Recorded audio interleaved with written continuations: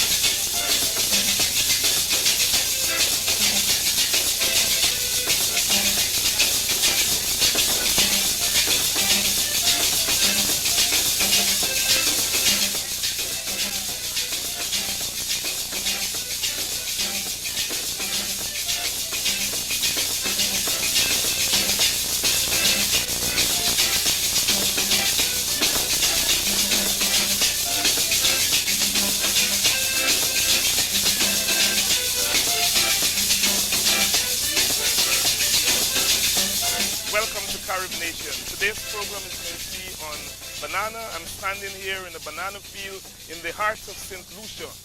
On the first part of the program, we'll have a conversation with the Minister responsible for Agriculture, Mr. Cassius Elias. And then later on, we'll talk with some farmers and we'll take a tour of the banana plantations here in St. Lucia. So don't go anywhere. CaribNation will be right back.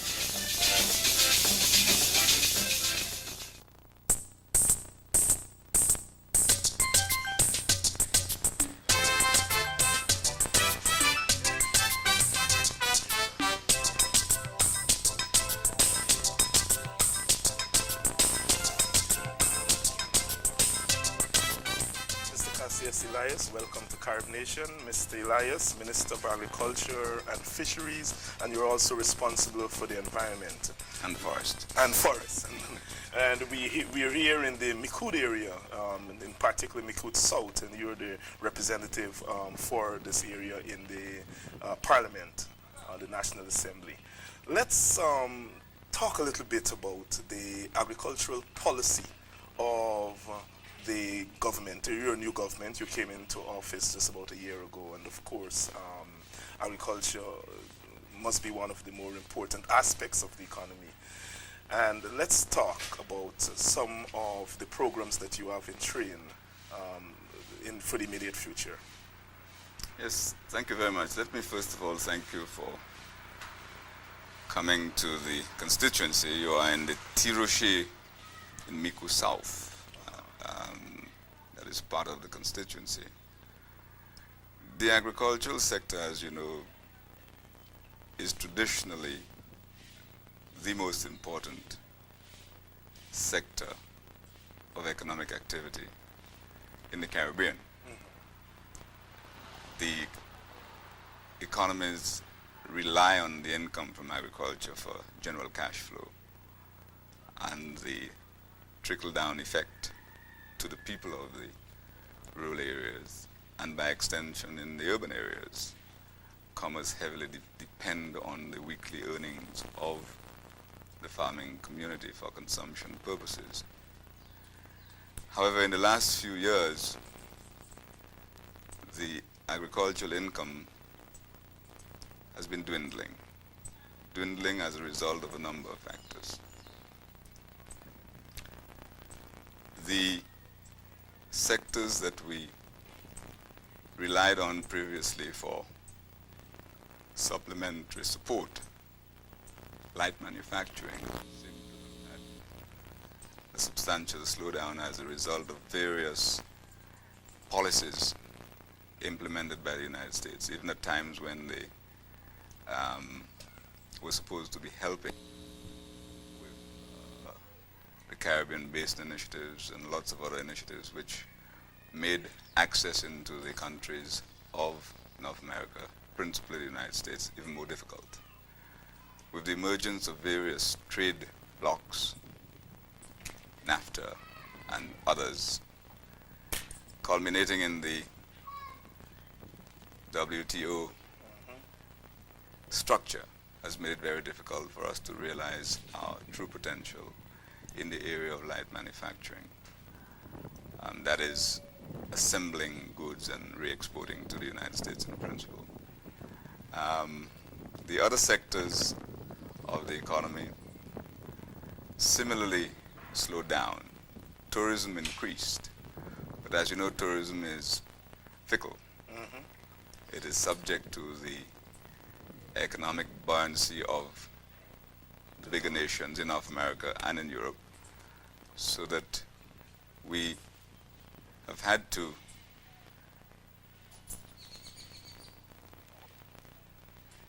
rely a little on tourism for employment, not so much for cash generation, because the tourism facilities are duty-free. Right. So there's very little income coming from it.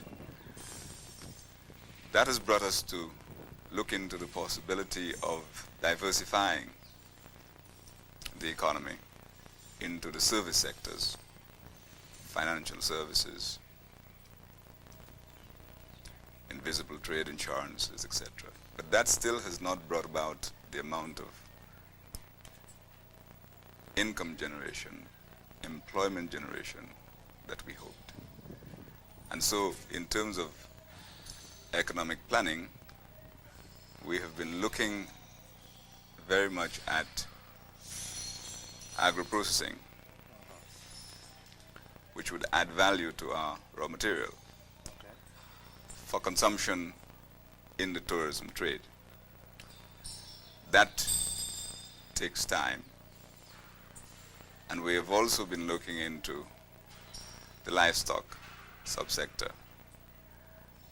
because traditionally we import 80% of our meats, our chicken, and our canned foods from North America.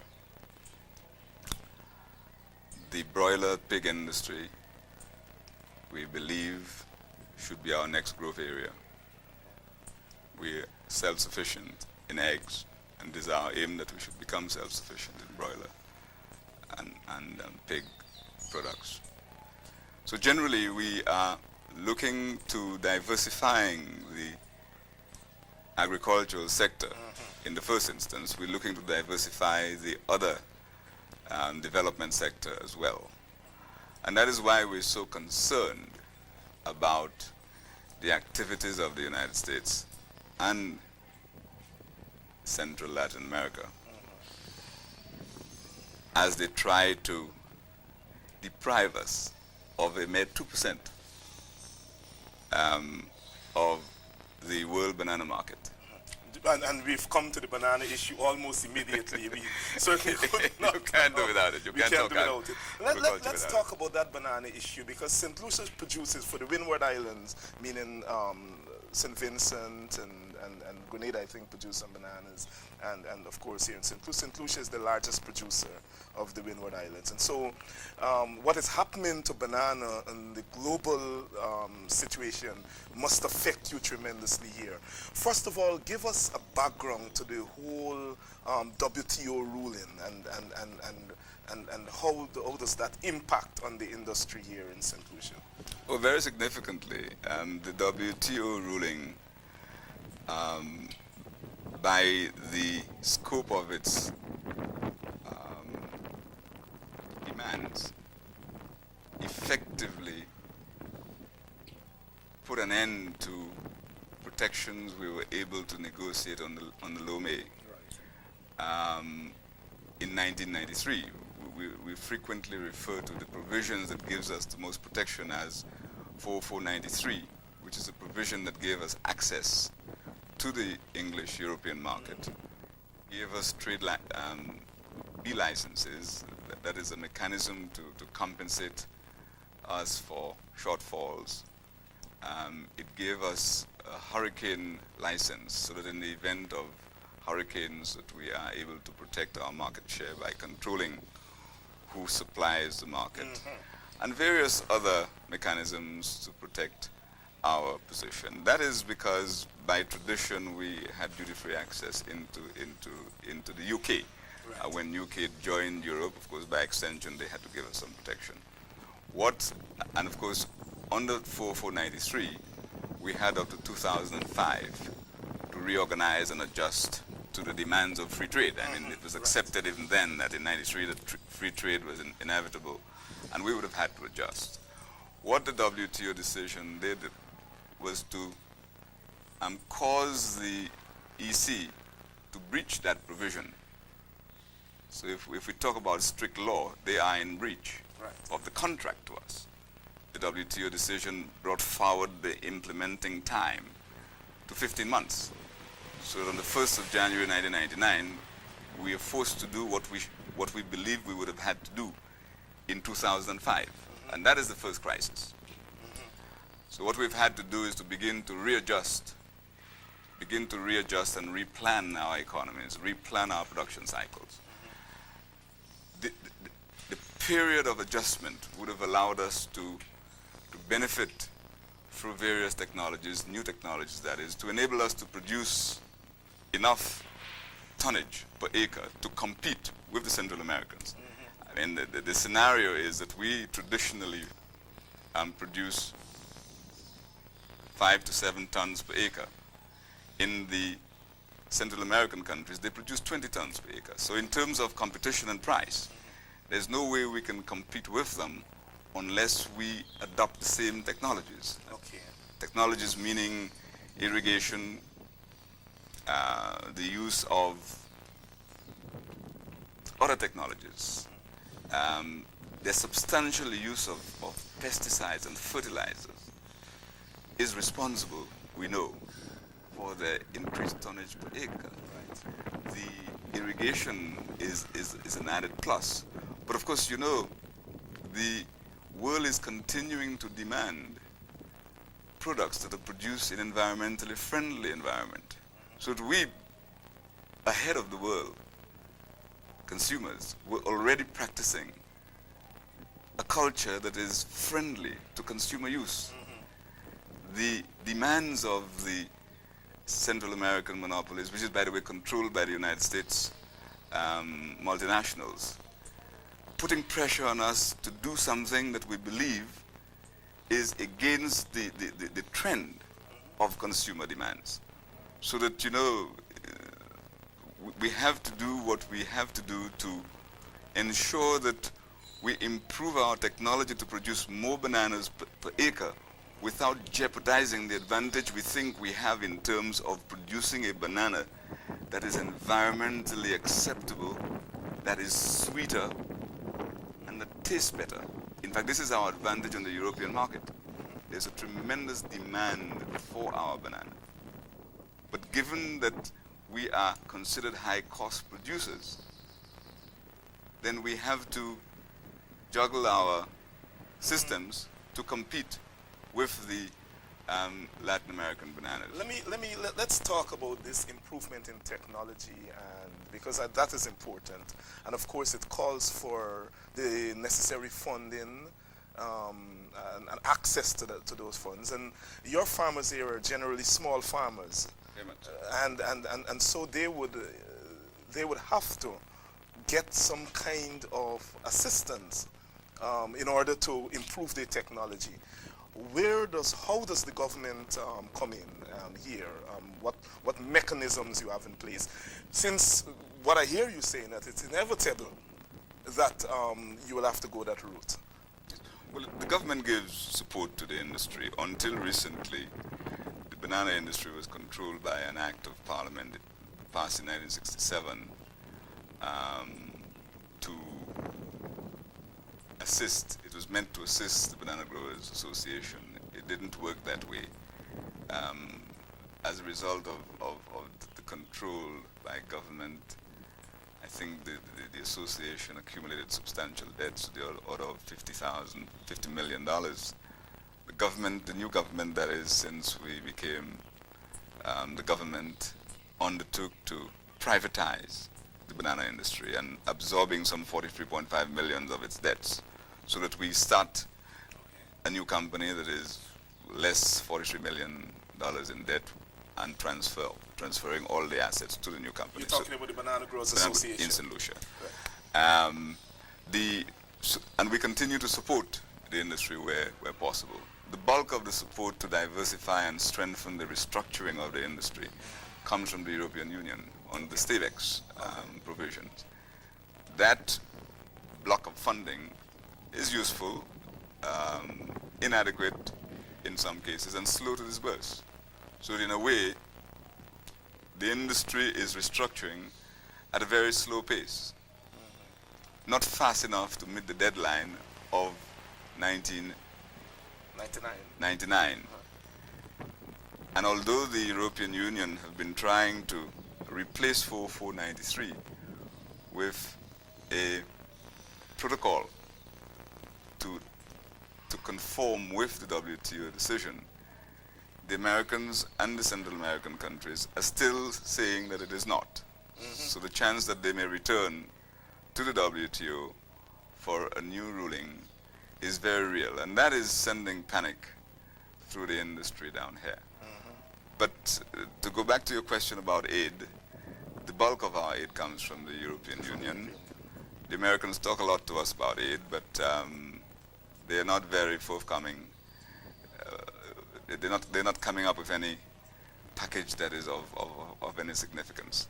So that we have to do what we have to do to protect the interests of our farmers, because we believe that the survival and sustainability of this economy is not possible without the banana industry. And you mentioned the privatization of the industry and with the Banana Growers Association. And I want to ask you, how do you plan to ensure that the privatized industry conforms to the situation where you are able to meet your quota to the European Union, for example? Well, we believe that the privatized industry will have to respond to private sector type of efficiencies. As you know, throughout the world, government-run institutions are not particularly well managed. Right. And the rationale for privatizing the industry is to remove the politics from the industry, which essentially is a commercial venture. We have certain mechanisms in place. The Certified Farmer Program is critical to the survival of the new company. Elaborate on that, on what that program is all about. The Certified Farmer Program aims to strengthen the farmers who have shown the best potential to produce good quality bananas and good quantity by way of their improved agronomic practices, so that we, with the help of the EU, ensure that those farmers receive sufficient technical assistance to enable them to maximize their productivity. We have been able to negotiate a substantial contract with Tesco, who was here last week, one of the biggest supermarket chains in the United Kingdom. And they have undertaken to purchase substantially more quantities from us, and that is in the region of 20,000 boxes by the end of the year, which is about 350 tons. That is significant for the industry, and they want all the bananas sold to them to come from certified farms. Now let me explain to you. Traditionally, our bananas were being sold on the general wholesale market, where prices fluctuate according to supply and demand. In the last 4 years, the supermarket trade became a critical factor in banana trading. The supermarkets no longer went to the wholesale market. They went directly to the suppliers. So that our new focus is to sell all our bananas to the supermarket chain. And that is why the Tesco contract is very significant. And we sell our bananas to Sainsbury's, we sell our bananas to Waitrose, and the other large supermarket chains in the United Kingdom. Now, the price at that level does not fluctuate, and that is why we were able last week to announce the highest price ever paid to banana farmers in this country at 48 cents a pound for top quality certified fruits. Okay. And our aim would be to encourage all banana growers who intend to remain in the banana industry to become certified. Okay. That is where the money is, and that is where the protection of market share is, and that is where the protection of social improvement is. So this is a new initiative, and we hope the new company will run with it, and to ensure that at all times they pay the highest return possible to farmers. In the privatization program, they will be downscaling the expense factors in the industry, both at the BGA levels, both at the UK level, where we have two organizations essentially doing the same thing. We need to downgrade one and strengthen the other so that we pay the highest return to our farmers. It is time that we realize, and I think I do, and I think lots of the government does, and we want all the other marketing people and all the other middle people to understand that without adequate compensation to the farmers, the banana industry is bound to collapse. There is talk about another private company coming into effect. Is that true? And if so, give us a sense of Well, what... this is true. This is a group of banana growers who are unhappy with the privatization plans, arguing that as larger growers, they should be entitled to a larger percentage of the shares. Well, that is, we have done what we can to address this matter, and we thought we did it to their concerns, but it seems to me they're still not happy. They've decided to form their own company. As a government, and as minister, we have no quarrel with this. If we're privatizing, we're privatizing, and if the group wants to form a company to handle their affairs, we would do nothing to stop them. We would hope, however, that they would do nothing to jeopardize our quota on the market, and that they will do everything to ensure that within the ambit of free competition, that they're able to provide for the members better prices for farmers in the industry. I notice you stress their hope because I'm come back to this whole question of privatization, because meeting your quota is very important. And if you privatize, then as a government, you don't have total control over that. And I'm coming back to the question, what kind of mechanisms the government has in place to ensure that, that these companies subscribe to your quota? Well, the disciplines of the private sector will do this. The government does not wish to control. The government wishes to advise. And the government wishes to facilitate. I believe, and I have every confidence, that the two groups will eventually get together to discuss the question of quota. Because there's a very thin line between the areas of disagreement. It is really a question of confidence and management in each other. So in the final analysis, you are hoping and counting on the nationalism of these groups, that they take into consideration the well-being of the national economy as they pursue their separate interests. Oh, very much so, and I have no doubt in my mind that they will do so at all times, in spite of their differences as to personality and mode of operations and other factors. At the end of the day, they have to sit down and talk to each other as to how they will protect the market for all the farmers of this country. You see a future for banana? Oh, very much so. Very optimistic. Oh, I think last week the whole country celebrated the signing of the Tesco agreement. And I think it is from this point that we move on. It coincides with the formation and registration of both companies. And we're very pleased about that. I mean, there are no negatives in the country as a result of the Tesco signing, and given that the events seem to have taken place almost immediately after the increase in price to farmers, the highest price ever paid to farmers in this industry. It is very significant that all these things seem to have happened at the same time. It wasn't planned that way, but it happened that way, and we're very pleased about it. Of course, banana dominates the economy, but there are other sectors of the economy, and agriculture, the agricultural segment of the economy, that is important. As I travel through the island, I can't help but noticing that coconuts very much evident. What kind of industry you have here to absorb the coconut growing? Yes, well, we go back into history. When we took over the government, the coconut industry was almost dead. It was in bankruptcy and going through a lot of stress. We've strengthened the Coconut Growers Association, who recently took over the assets of the copra manufacturers. And I'm pleased to say that they have just been able to reorganize that company, bought substantial quantities of copra in December, and they're about to resume purchase again very shortly. So that company is in the process of restructuring, and I'm pretty sure very soon that sector will become once more a vibrant sector, producing coconut oil, producing soap, and other byproducts. We need to remove the myth once started by one of your American farmers that coconut oil was harmful. In fact, the person who spread the story lived long enough to say that he did so to protect the American soya industry, and in fact did advise consumers in North America, if your popcorn is not popped with coconut oil, don't eat it. Yes, I remember So that is good for our industry, so we will most definitely revive that industry. We're looking at tourism and the consumption patterns of the tourists and visitors to our island. We believe that any increase in the tourism arrivals of this country will further strengthen the productive capacity of our non-banana farmers.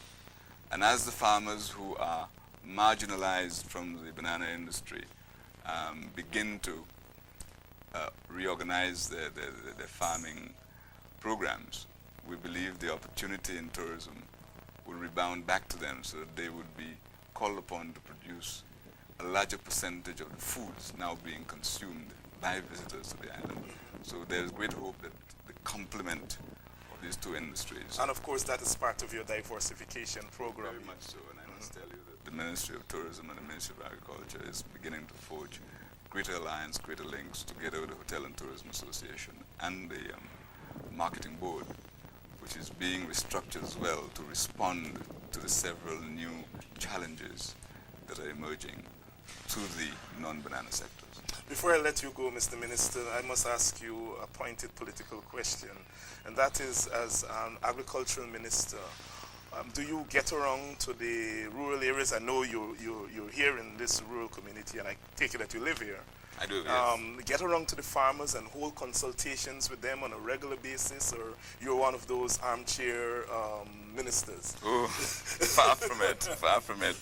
Armchair, no, I'm a rural person. I live in this constituency, and that is why I believe I was elected to Parliament, and I promise the people of this constituency and the farmers in this country in general that I will be with them as often as I can, balancing the need to do the work at the national level and the need to inform them. The Banana Association is on the ground. I'm on the ground as we've just finished the presentation of our budget. I am on the ground now organizing meetings in all the constituencies to inform the population, the constituents, about the provisions of the budget, to encourage them to become certified. Become certified so that they can be assured of earning the best possible income from bananas. We have a special fund from the geese industries that would assist them to become certified. We're putting in place a ripening room to ensure that the third quality bananas, which is not wanted by the EU market, is not shipped by way of compromise circumstance, and to prevent the marketing agents from having to sell those bananas to the general wholesale trade. We believe, or I believe, that such bananas, which is not of bad quality per se, should be ripened and sold to the Caribbean islands who are not producing bananas. Right. Antigua, Barbados, Trinidad, the BVI, etc. Because at the moment, they may well be accessing bananas from the Central American countries. That's right. And we find that we should do something about this. So I'm very much a grassroots man, and I need to ensure that the wealth, and there is substantial wealth being generated by the banana industry, and my aim is particularly to see that a greater proportion of that wealth is transferred back to the banana industries, the banana farmers, more so in the fields, so that we can truly protect the the banana industry. I believe we need to protect it for the good of our people now and the generations to come. And as the Caribbean fights yet another of its many battles, this one, the banana battle, is certainly on now. And as Minister of Agriculture, you probably hold the most sensitive position in government here in St. Lucia. I wish you the best of luck in your challenges, and I'm confident, as you are, that in the final analysis we shall overcome. Mr. Cassius Elias, Minister of Agriculture, it's been a pleasure talking with you. Thank you very much. We shall overcome.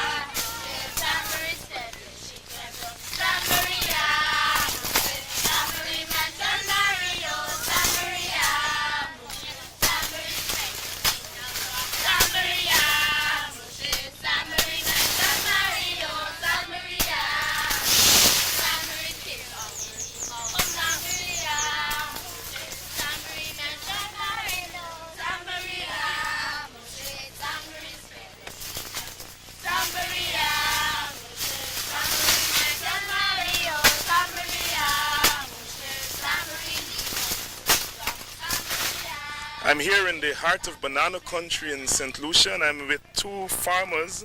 To my left here is Brother Bissett and Brother Ben here. They're two farmers in the area.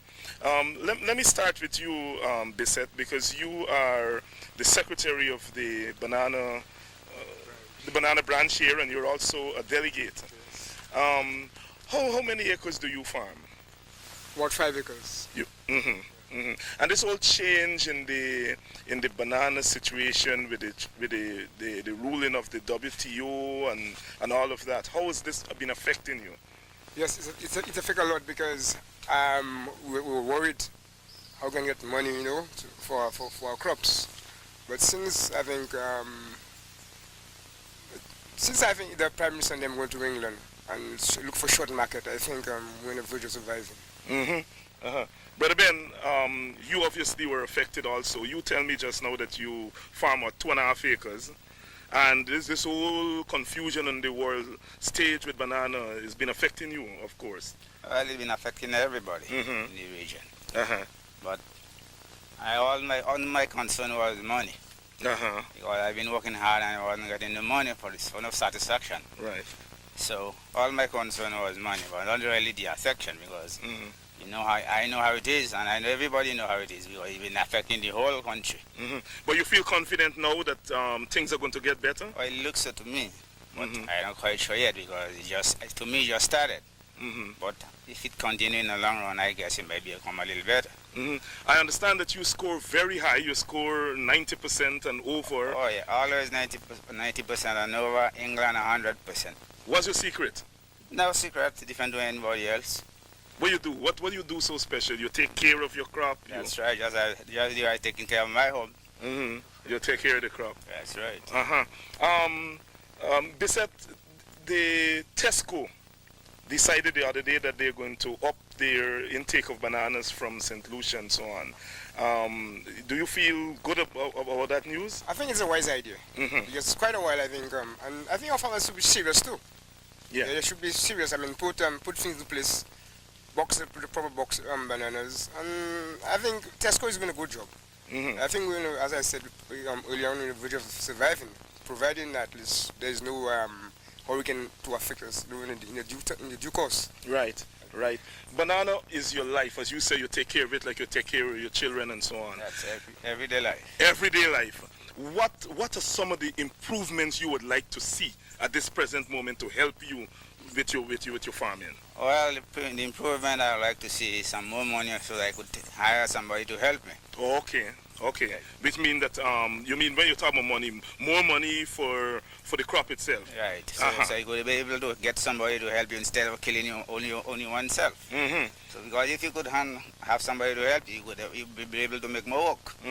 But if it is you alone, you only a certain amount you could do. Right. But of course, you know that in order to get more money for your crop, you got to produce a higher quality of banana. That's what I've been doing for years. High quality all the time. And if you go to my record, you could see it from the time I came here, because I wasn't living here. I've been living in St. Croix all these years, and from the time I came here, I joined in banana. You could see, if you go to my record, you could see, sir, it's 90 up all the time, sir. Here, 90 up, England 100. As I travel through coming here, I can't help but seeing the importance of roads to transport your crop when you finish and so on and things. And I'm talking to both of you, can answer this. Are you all satisfied with the level of road and so on, or you think it can get better? I think I'm satisfied with the level of road, because at least it was our duty. Because since the Sir John Compton was there, we had access to contribute the levy towards the feeder road. Okay. And then this is our road. Right. So we contributed highly, and then the road was constructed all over St. Lucia. Right. What you feel about the roads, Brother Ben? Well, I feel they could have a little bit more roads, because I see a lot of my partners suffering all around the place. Sometimes some of them have to take the banner from far to carry up all the way by the roadside. So if they could get a little more roads to get to them, things will become a little easier for them. The government is trying now to make sure that you do your packaging right here, where you plant the banana, so that you don't have to transport it. Do you think that's a good idea? Well, if it would happen, so it would be a good idea. Instead, you have to be handle it, and when you reach on the dock, after you finish, pay everybody to handle it there. When you reach on the dock, it's bruised. It's always something wrong. So if you could handle everything right here, and then you just ship it, it will be better off for the farmer. Yeah, I think the problem with the roads now, some farmers or landholders are preventing the brother from building road across the land. Right. So at least if you have, they don't want to give them permission to have new roads. So this is a problem that the government have to address. Perhaps I'd like to explain that the new Farm Access Road program that is being implemented will assist the family land culture that we have, the land tenure problem. It will also enable the farmers themselves to cooperate with the program by agreeing not to be compensated for their crops, by agreeing to be trained in road maintenance in exchange for the government bringing the roads to them. And in some cases, farmers have been cooperating 100% with it.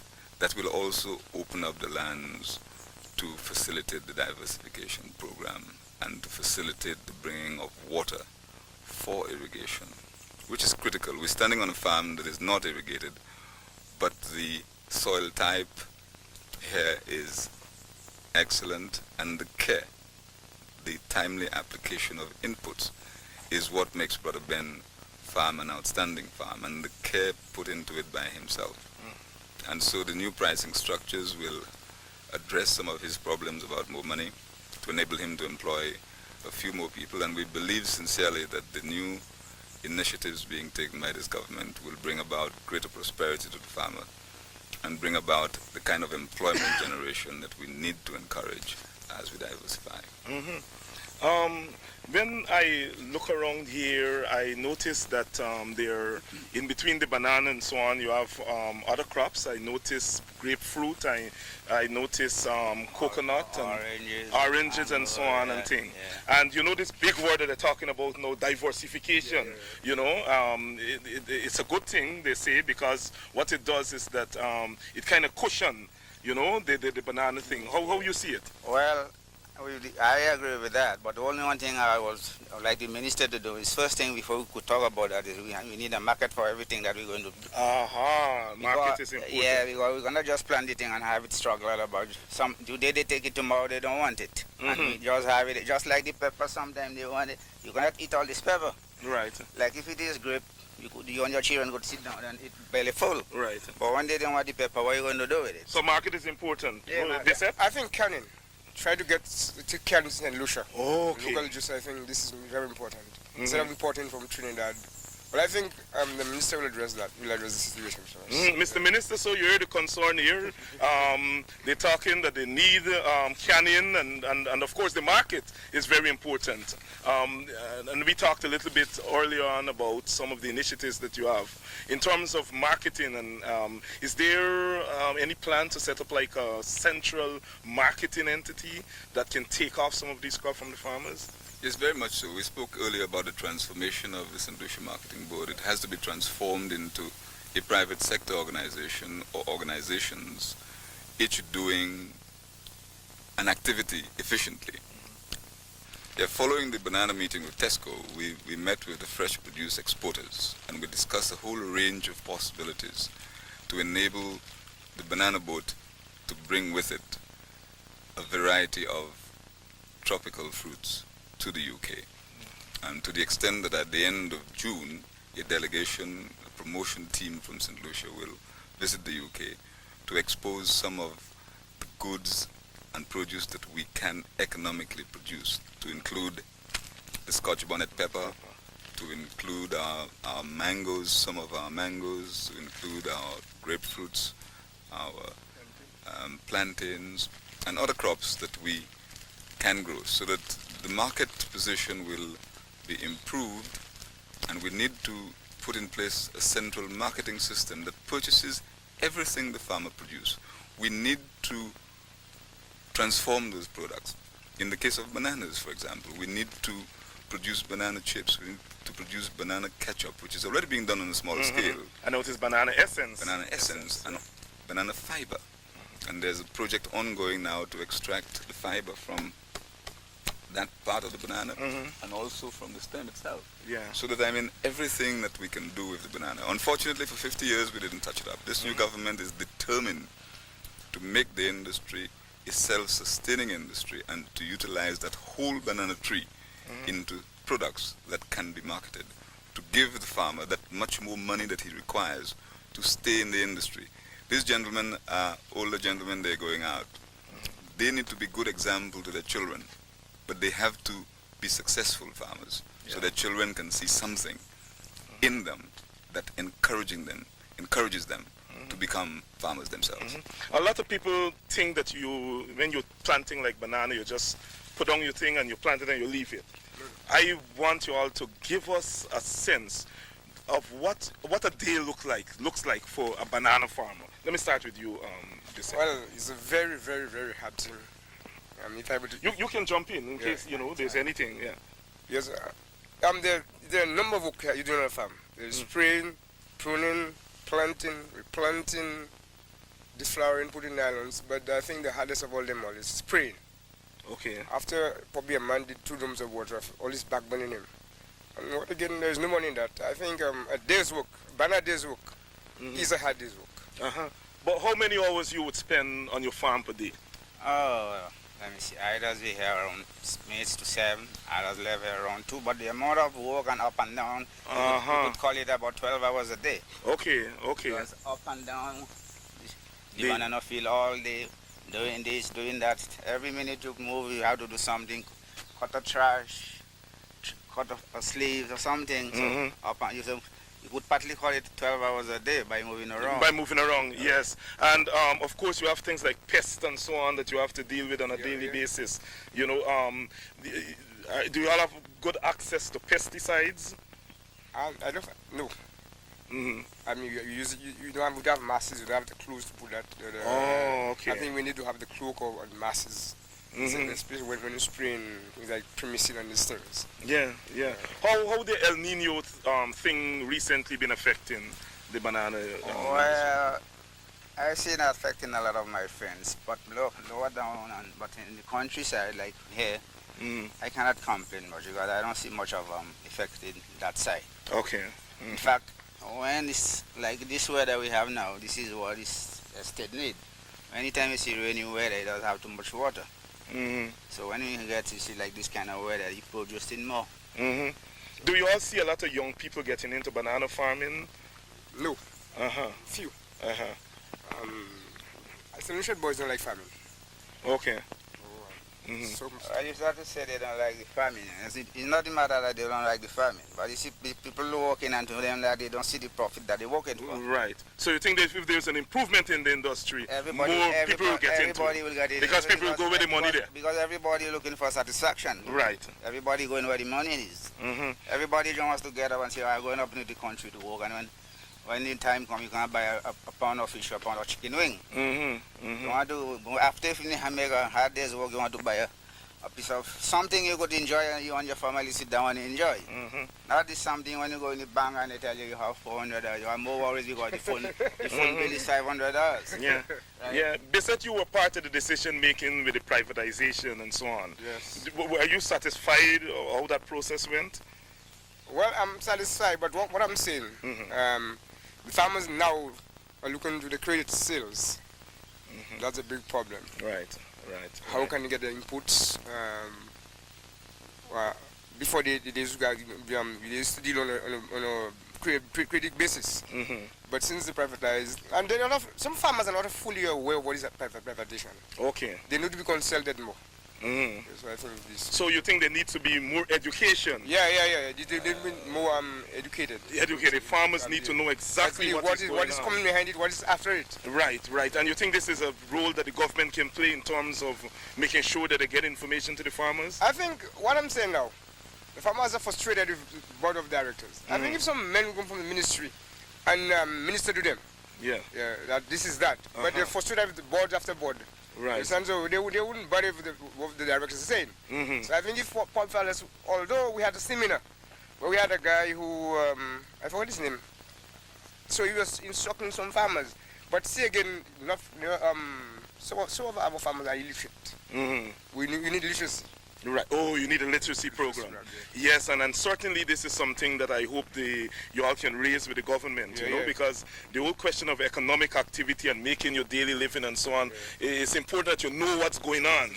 Right, it's very important that you know what's going on. Behind of it. Right. What you're really going after. Exactly. I want to thank you guys a lot for talking to us, so that people as far as North America who just eat banana every day and they don't know what goes into the producing of this banana will get a sense, and they'll get it, as we say in the West Indies, from the horse's mouth. Okay. Thank you all very much. Well, I'm glad to go to talk with you and our minister present. It's nice to meet you. You're Mr. Hines. Everybody will see us on the television shaking hands. Yes.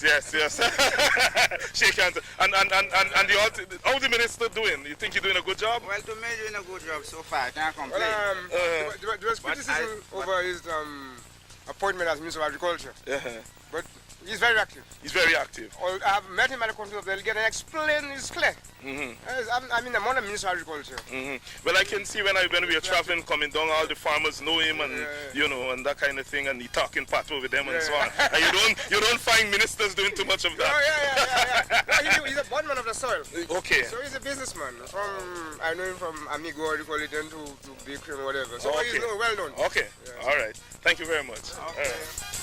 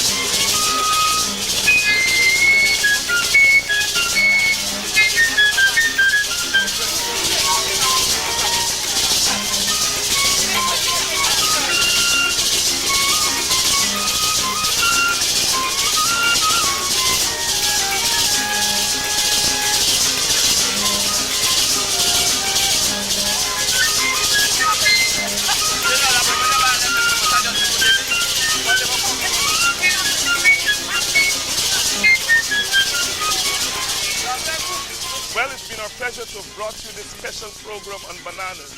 We hope the program will shed some important information and important light on the banana situation here in the Windward Islands in general and St. Lucia in particular. And remember, as always, our program strives to promote one people, one culture, one Caribbean, one nation.